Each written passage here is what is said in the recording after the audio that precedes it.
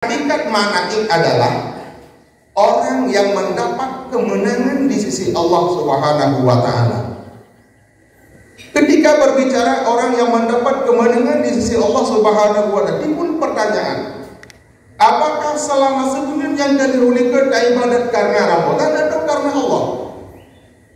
Kalau ibadat yang kalian lakukan karena Ramadan, orangnya selesai.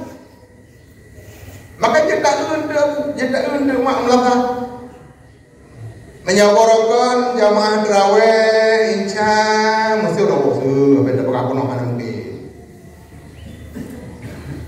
Ya, subuh nak kuatan, telawut lah, tapi ke urung puno mana dia tak tahu. Ente tak tahu, anak yang Ente lihat mogret nungguimu dan nunggu gusi yang lain lata nanti kalian produk orang kadir.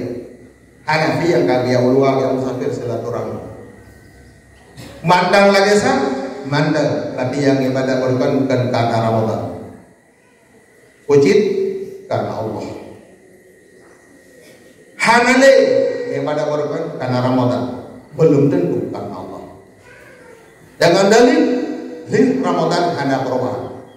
Ciri khas katanya orang umat Muhammad yang amal ibadahnya taksir memberi bekas kepada kebaikan katanya.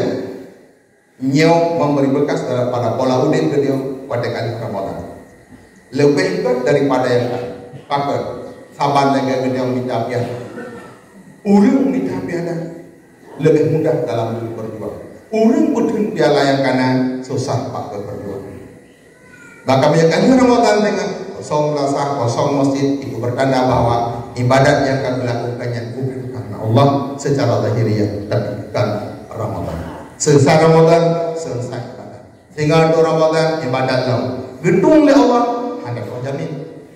Ada je kenang gedung jadi sabab hak Tuhan yang hak Allah Subhanahu wa Ta'ala secara mutlak. Cuman katanya kejut rumah menan gede nunggu, hana mencet ini buang, balung lagi yanci, bagok lagi yanci, kok kejut.